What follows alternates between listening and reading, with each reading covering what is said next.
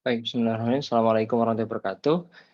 Sekarang kita akan belajar tentang interpolasi dan regresi, tapi di sini kita akan fokus pada regresi linier.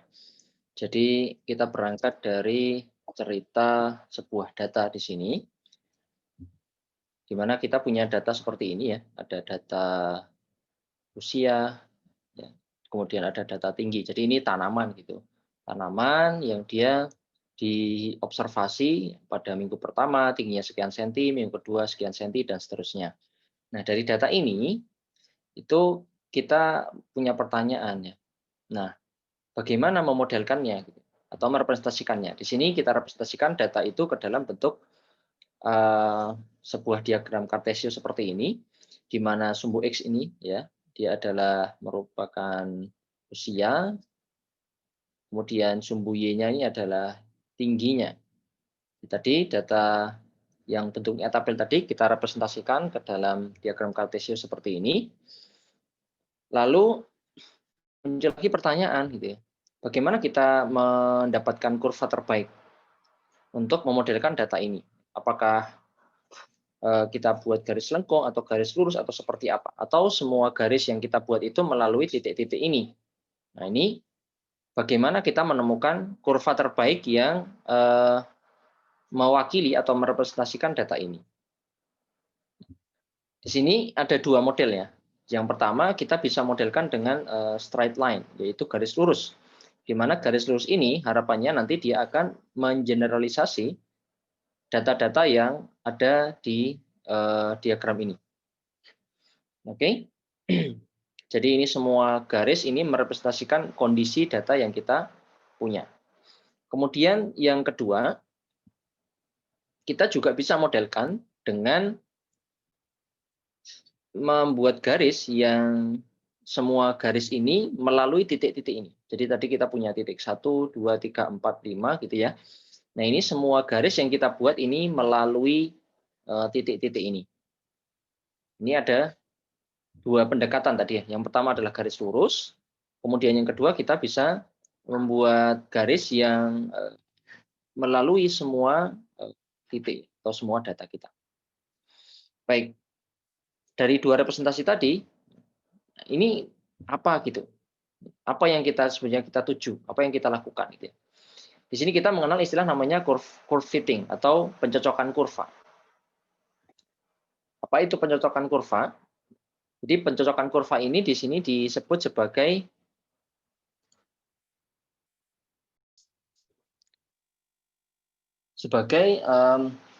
apa namanya, metode yang mencocokkan titik-titik dari data kita dengan sebuah kurva atau sebuah fungsi.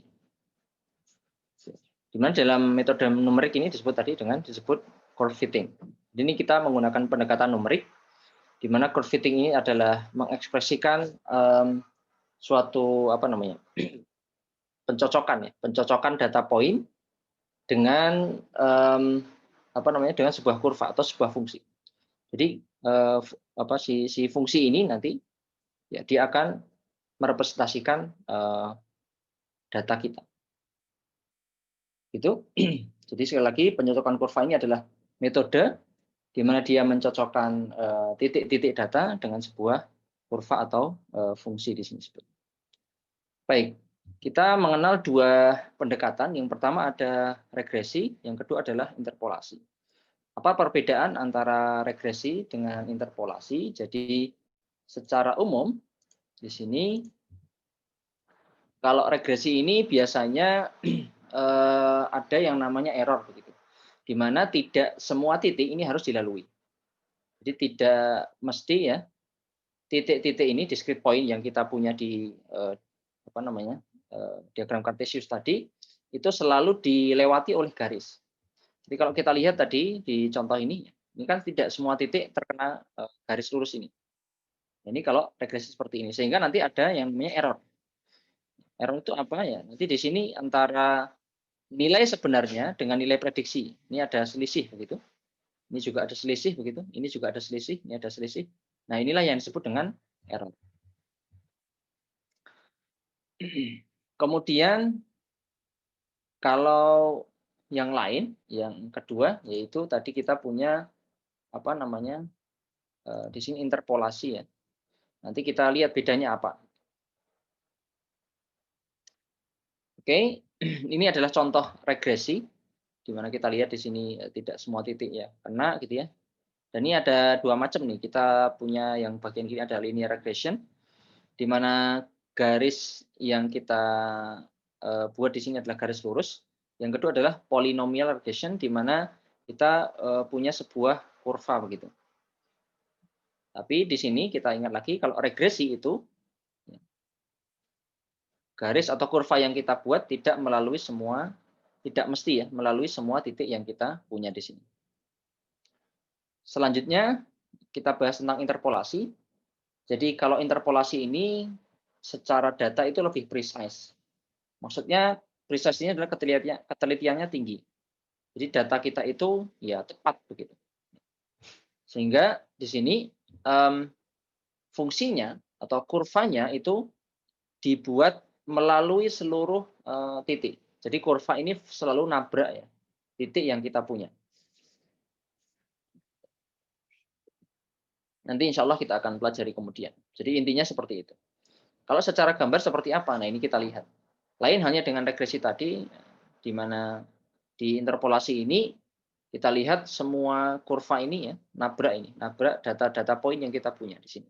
Atau melalui ya. Jadi setiap titik ini dilalui oleh kurva yang kita punya. Kemudian ini ada contoh yang pertama polynomial interpolation, yang kedua adalah spline interpolation ya. Jadi kalau yang di sini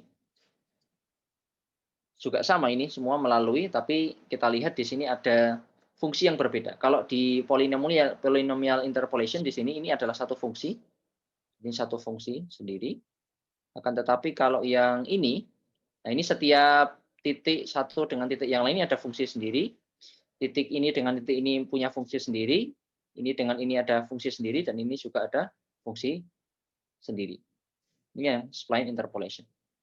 Baik. Secara umum itu dua pendekatan yang kita bisa lakukan untuk pencocokan kurva, ya ada interpolasi dan ada regresi.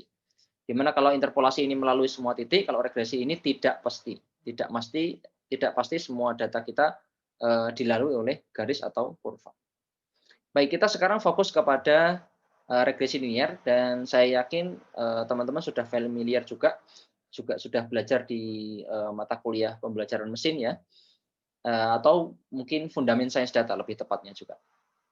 Nah, kalau kita bicara regresi linear di sini, tujuannya apa ya? Tujuannya ya mencari garis lurus berdasarkan data poin yang kita punya. Yang mana garis lurus ini kita pastikan merepresentasikan ya, atau mengeneralisasi ya, data-data yang kita punya. Sebuah garis lurus ini kita representasikan ke dalam suatu rumus ya. Ini Y sama dengan theta 0 plus theta 1x. Yang mana theta 0 ini adalah intercept atau perpotongan itu ya di situ. Theta 0 adalah perpotongan antara garis atau kurva dengan sumbu Y. Kemudian theta 1 ini adalah slope atau kemiringan. Jadi seberapa miring, atau kita katakan dia adalah gradien. Seberapa miringnya ini direpresentasikan oleh theta 1. Oke, ini tadi sudah kita jelaskan. Jadi the intercept indicates the y coordinate through which the line passes. Jadi dia di mana dia nabrak sumbu Y-nya begitu ya. Ya, ini di mana ketika nilai Y ketika X sama dengan 0. Jadi, dan slope ini merepresentasikan seberapa miring ya, garis yang kita punya di linear regresi nanti. Baik. Oke, nah pertanyaannya bagaimana mencari intercept ini dan mencari slope ini? Caranya di sini yaitu dengan meminimalisir error. Sehingga kalau kita lihat tadi, kita kembali sedikit ke atas. Kita mengharapkan garis yang kita buat ini, errornya dari semua data ini itu minimum. Sehingga untuk meminimalisir error, di sini ya, kita definisikan dulu error itu seperti apa. Di mana error itu adalah, kita definisikan seperti ini ya. Dia adalah selisih ya, antara data sebenarnya dengan data yang diprediksi oleh garis tadi. Dimana kita bisa gunakan di sini yang namanya sum square error. Rumusnya seperti ini. Oke, ini untuk mencari kriteria seberapa bagus nanti garis linear yang kita punya. Baik, ini kita sedikit mempelajari kalkulus ya, dan ini sebetulnya juga sudah dibahas di mata kuliah Fundamental Science Data, di mana di sini untuk mencari theta 0 dan theta 1, di mana theta 0 tadi adalah intercept, theta 1 ini adalah slope atau kemiringan ya. Kita menggunakan derivatif tadi. Error ya, tadi kita punya error SR di sini, errornya ini. Jadi ini sum square error. Jadi error apa namanya? Error dari semua titik ya terhadap data yang direpresentasikan oleh kurva tadi, oleh garis tadi. Itu kita hitung di sini. Nah, di sini kita lakukan derivasi, yaitu turunan. Jadi derivasi SR terhadap theta 0 ya, diperoleh seperti ini, negatif 2, kemudian sum dari ini, YI dikurangi theta 0 dikurangi theta 1 XI. Kemudian yang kedua, untuk apa namanya, derivasi terhadap theta 1 ya, negatif 2, sum, ya, dari ini harusnya I sama dengan 1 ini, I sama dengan 1. Nanti kita revisi slide-nya. YI, Y yang KI dikurangi theta 0 dikurangi theta XI. Kita ingat kembali ini tadi adalah apa namanya, errornya ya, errornya ini, gitu ya. Jadi ini diperoleh dari mana? Ini tadi sebenarnya diperoleh dari error ini. Jadi ini error yang kita definisikan tadi. Nah, ini masing-masing ya, antara theta 0 dan theta 1 ini kita harus apa namanya, disama dengankan 0 gitu. Kita turunkan dan kita sama dengankan 0. Sini. Nah, dari sini kita dapatkan nanti, jadi ini tadi kita lakukan turunan terhadap ini. Ini kita derivasikan ya. Kita derivasikan masing-masing tadi terhadap theta 0 dan theta 1. Nah, dari persamaan 1, yaitu persamaannya ini, kita akan mencari theta 0. Nanti kita akan dapatkan theta 0, di mana di sini terjadi sedikit perubahan. Sebetulnya ini sederhana ya, ini tadi hanya uraian saja. Jadi semua bentuk ini tadi, ini diuraikan. Ya, diuraikan, sehingga tinggal sigma kali YI dikurangi, bukan sigma ya, sum of YI, sum of Y yang ke I, jadi Y1, Y2, Y3, Y3, Y4, Y5 dan seterusnya dijumlahkan sebanyak data yang kita punya gitu ya, dikurangi ya theta 0 tadi, kemudian dikurangi lagi theta 1 X yang ke I. Jadi semua disamkan, disamerikan. Ini sebenarnya sederhana, jangan takut dengan bentuk-bentuk seperti ini, nanti sebenarnya kita akan jelaskan di belakang insya Allah. Nah, dari sini kita dapati di sini ada kita peroleh N dikalikan theta 0 ditambah sum of ya, atau jumlah dari X yang ke E dikalikan theta 1, sehingga di sini total kita dapatkan seperti ini. Ya. Kita dapatkan sigma ya dari YI. Jadi ini sebenarnya menjumlahkan antara Y. Ini kan hanya geser saja.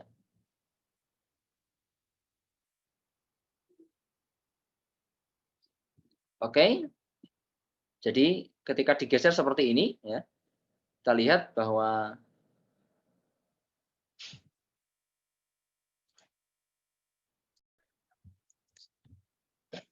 oke, saya ulangi sedikit ya. Di sini sebetulnya ini hanya pindah ruas saja sebenarnya. Pindah ruas begitu untuk sebentar, sorry. Bentar. Di sini saya coba jelaskan lagi ya, ulangi sedikit. Ini sebenarnya hanya pindah ruas saja. Jadi si ini sum of Y1 ini, sum of YI ini, sum of YI ini kita pindah ke misalnya ini apa namanya? Anggaplah dia di kanan begitu ya, di sini. Kemudian Nah, karena ini theta 0 ya, ini tadi theta 0 sum of theta 0 gitu ya. Sum of theta 0 berarti kan ini sebenarnya n kali ya, n kalinya theta 0. Jadi theta 0 ini dikalikan n.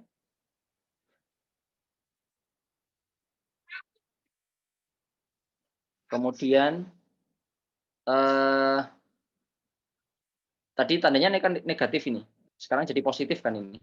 Jadi positif kenapa? Karena sebenarnya cuma dipindah ruas saja. Dipindah ruas saja, nggak perlu bingung gitu ya. Lalu ini sebenarnya sama saja ini. Bagian ini hanya dia bertukar posisi antara XI dengan theta 1 begitu.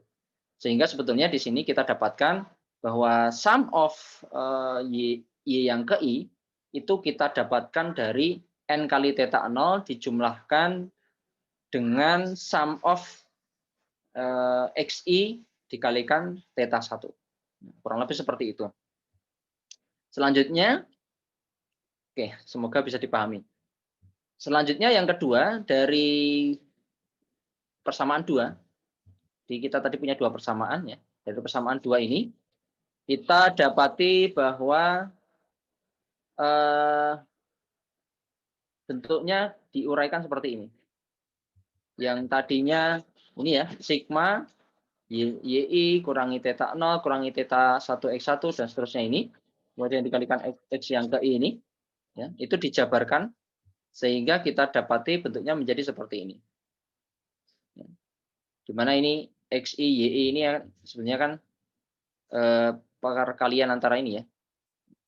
Kemudian ini juga dikalikan dengan ini, dikalikan dengan ini. Maka didapatilah jabaran seperti ini. Oke, dari sini ini sama dengan yang persamaan sebelumnya ya. Kita main sedikit pindah ruas begitu, sehingga kita dapati bahwa yang tadinya ini dijumlah ini kurangi sama dengan 0 gitu ya. Maka ini di sini karena kita pindah ruas, kita dapati sekarang si sum of XI dikalikan Y yang ke I itu sama dengan sum of XI theta 0 dijumlahkan sum of XI kuadrat theta 1. Jadi ini diperoleh dari gitu ya, atau dapat kita peroleh dengan menghitung ini. Gitu ya. Semoga bisa dipahami. Kita lanjutkan. Nah, formula 5 dan 6 tadi ini disebut dengan normal equations. Jadi ini bentuk sorry ini harusnya 4 ya, harusnya 4 ini. Formula yang keempat dan keenam, bukan 5 ya. Yang keempat itu adalah ini ya. Ini. Kemudian yang keenam adalah ini. Ini disebut dengan normal equation. Dan juga kita sebenarnya kita bisa tuliskan tadi normal equation-nya ini ke dalam bentuk matriks seperti ini. Ini kalau Anda kalikan begitu, nanti dia akan membentuk bentuk seperti persamaan 6 dan persamaan 4 tadi. Baik, sehingga kita dapati di sini theta 1 ya, itu diperoleh dari theta 1 itu diperoleh dari n dikalikan sigma dari atau sum of ya, XI YI dikurangi sum of XI dikalikan sum of YI dibagi ya, dibagi n, ini adalah banyaknya data, dikalikan dengan sum of XI kuadrat dikurangi sum of XI dikuadratkan. Beda ya ini. Ini dikuadratkan dulu baru disum, kalau yang ini disum dulu baru dikuadratkan hasilnya. Ini untuk mencari theta 1. Sedangkan untuk mencari theta 0-nya kita dapati dengan cara menghitung ini 1/n, di mana ini adalah banyak data. 1/n dikalikan Y yang ke I dikurangi theta dikalikan 1/n ya, dikalikan sum of X yang ke I. Atau kita bisa katakan di sini theta 0 ini diperoleh dari rata-rata Y dikurangi theta 1 yang sudah kita ketahui tadi dikalikan rata-rata X.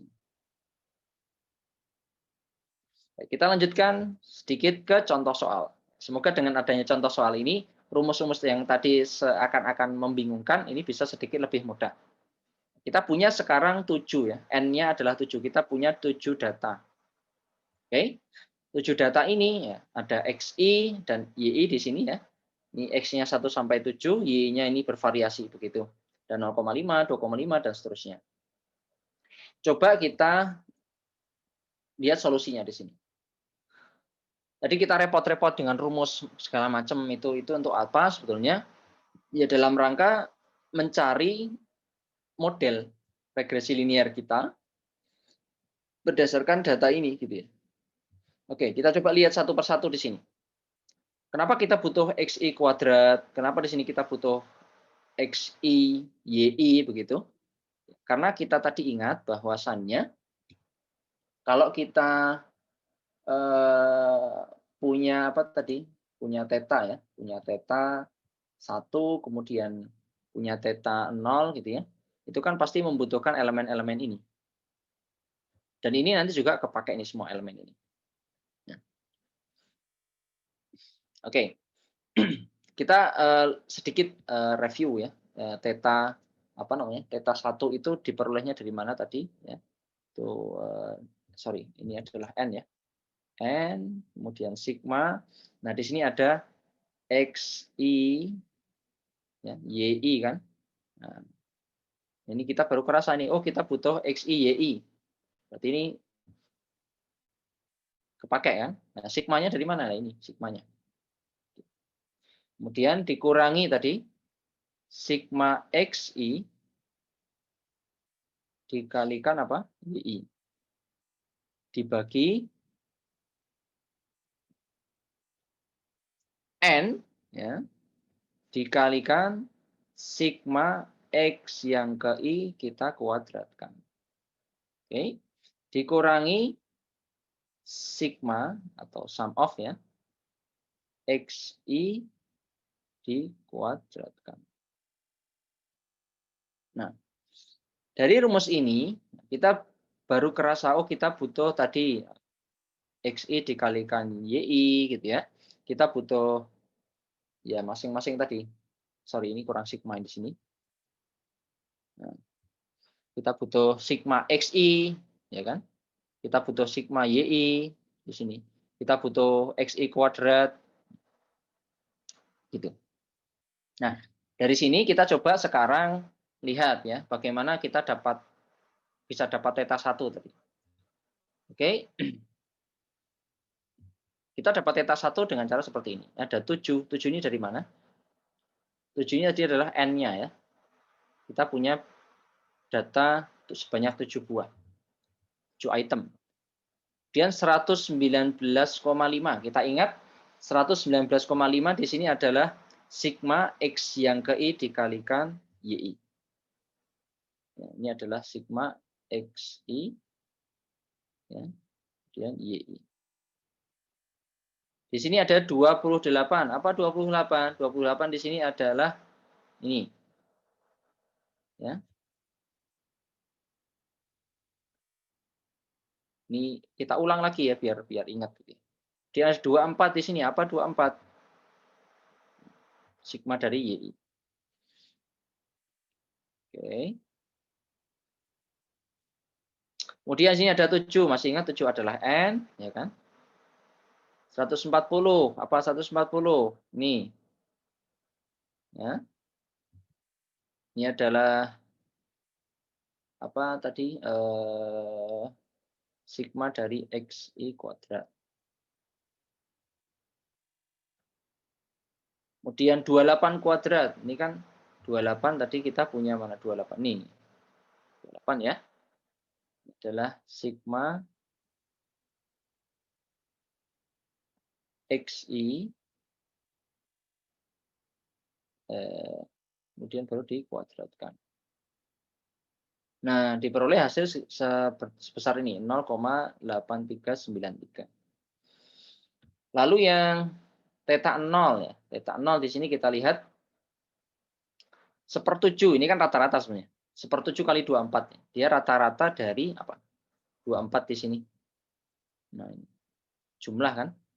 Rata-rata Y1. Kita lihat tadi bahwa theta 0 itu, kita ingat-ingat theta 0 itu diperoleh dari mana?